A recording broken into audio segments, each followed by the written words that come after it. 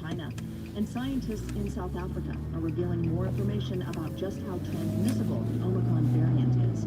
It's Tuesday, December 14th. Actress Vanessa Hudgens is 33 years old today. The news is next. Miguel, shout out CCEC Talamera. Salamat. I'm Cora Coleman. Drug maker Pfizer says its data show its pill that helps fight COVID-19 is very good at preventing at-risk people from getting sicker. Pfizer says the drug, called Paxlovid, cut the risk of COVID hospitalization or death by at least 88%. NPR's Ping Wong says it has to be given within 3 to 5 days after COVID symptoms appear. The drug was tested on people with what's called mild to moderate COVID, meaning they're sick, they're not sick enough to be hospitalized, but they do have COVID. And these are people who, because of age or a medical condition like diabetes or lung disease, were at high risk of getting really sick. It needs to be given soon after someone develops symptoms, within 3 to 5 days, because that's the stage where the virus is making copies of itself and spreading throughout the body, and the drug is designed to stop that process. NPR's Ping Wong reporting. President Biden is planning to go to Kentucky tomorrow to survey the damage from the deadly tornadoes that raced through the state on Friday night. NPR's David Schaefer reports from Mayfield, Kentucky. Kentucky officials now say at least 74 people were killed, dozens more were injured, and thousands are now left homeless.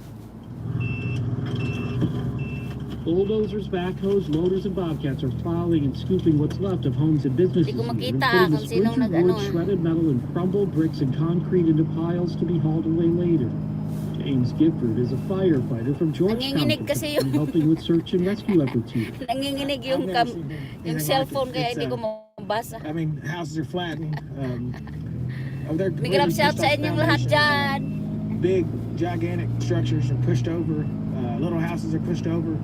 Everything's on the ground. Gifford is among those searching for the dozens of people still reported missing in Kentucky, while tens of thousands remain without water and power. David Schaefer, NPR News in Mayfield, Kentucky. The parents of the teenaged suspect accused of killing 4 students at a Michigan high school will have a court appearance today.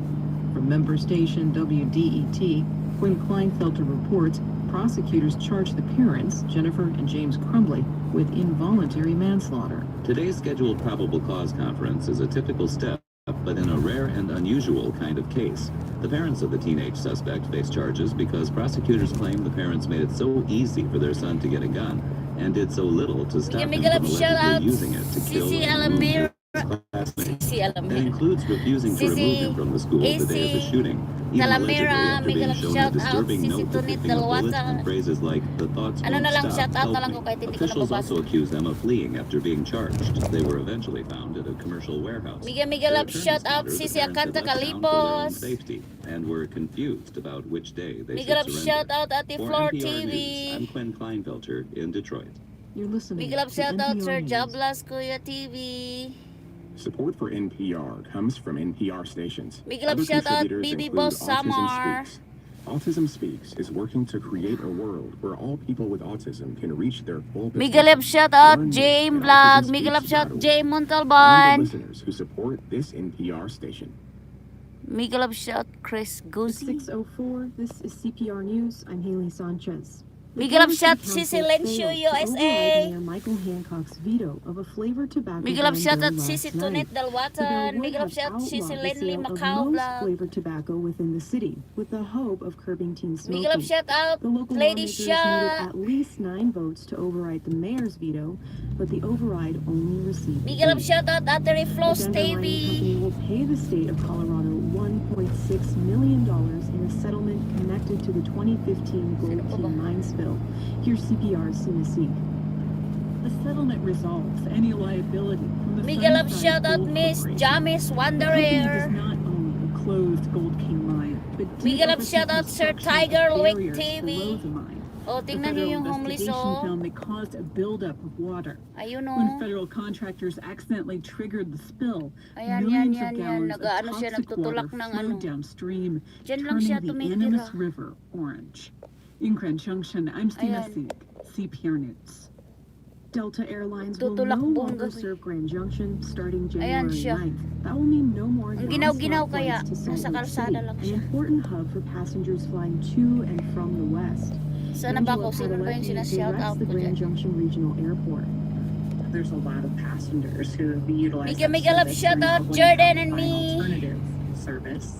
So we're working with other airlines to try to fill those gaps. Miguel love, shout out Padalecki says she Regina. expects the Grand Junction Airport to serve more than 500,000 Miguel love, passengers shout out this year. Raimo to The vlog. state's health department says it started sending text reminders to residents who haven't gotten COVID-19 booster shots yesterday. The texts go to Miguel love, Coloradans shout who are out Mayang 18 and Pinay. older and who live near a state-run community Ooh, vaccination red site. lights. Residents are eligible for a booster shot if it's been more than 6 months since their Pfizer or Moderna shots, or at least 2 months since their initial Johnson & Johnson dose. This is CPR News. Support comes from Jewish Family Service of Colorado. 150 years of services such as food security, housing stability, counseling, employment support, and more. Learn how to help.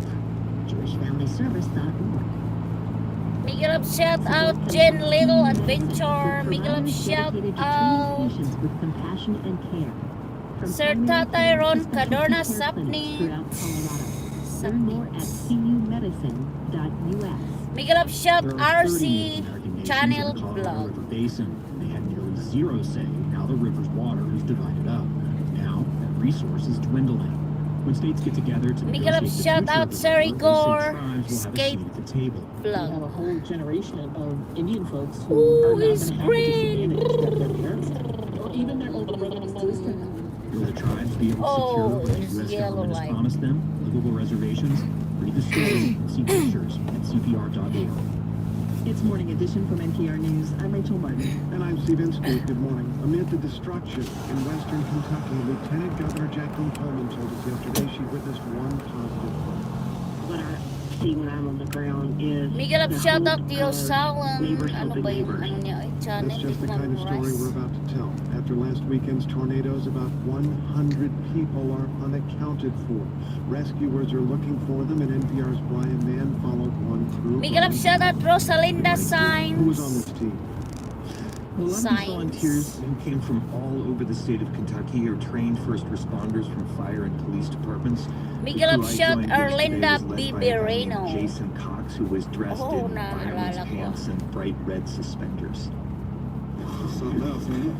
Cox is assistant fire chief in the town of Sturgis, Kentucky, who was volunteering in Dawson Springs. We were in a neighborhood that was just shredded. We're conducting a line search with personnel within an eye shot of each other and Miguel, shout out sa lahat area dyan. Ayan naman multiple yung times mga in homeless different doon directions. To get ginaw-ginaw, ready dyan for the search, his natutulog. team lined up along the street, keeping themselves evenly spaced so they wouldn't miss a single patch of ground. Ready to start? With that signal, the line started moving. Remember, this neighborhood was just a snarl of debris, hardly any ground that wasn't littered. So we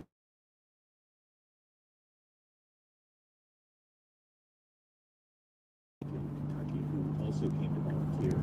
He pointed to a thicket of downed trees tangled with wreckage.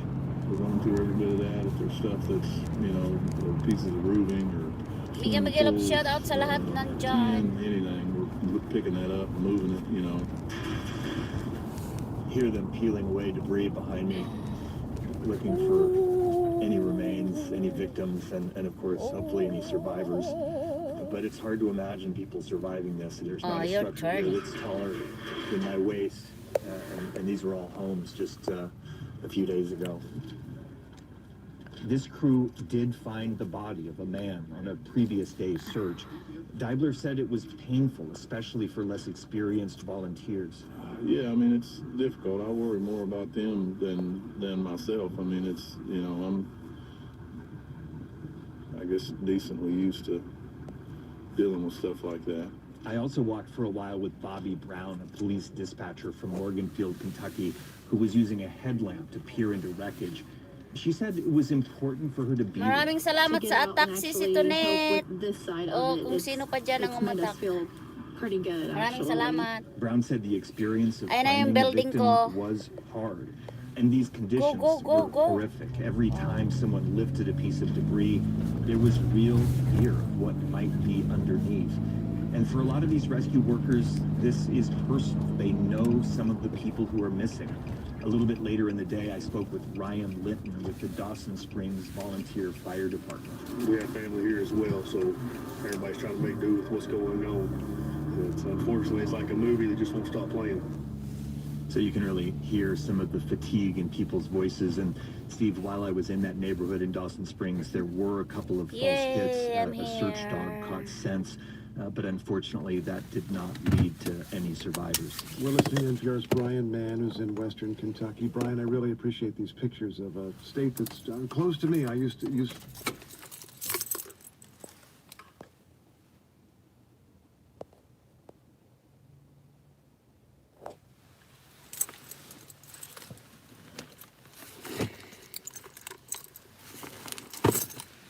Mega vlog, shout out sa lahat.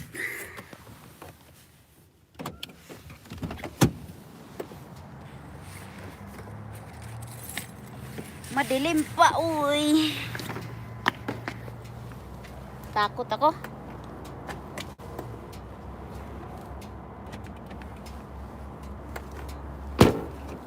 Katakot.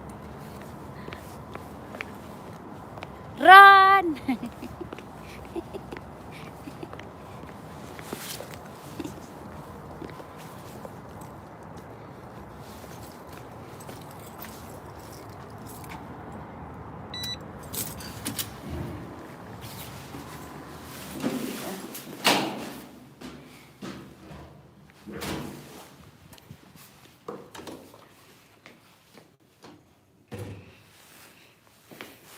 Yan yung company dito.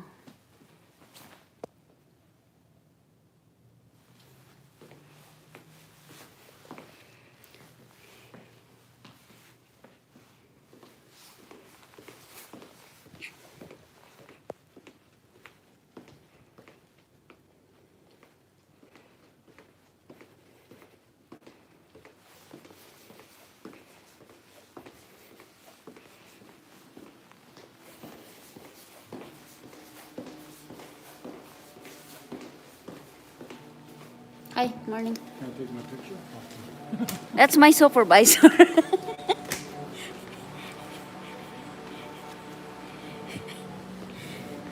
Supervisor. Crazy. Supervisor ko yun.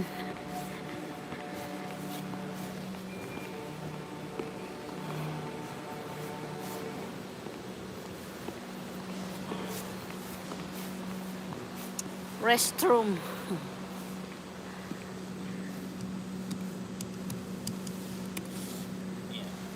And mangihi tayo.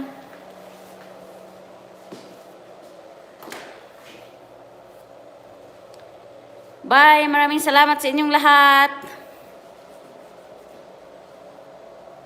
Bye.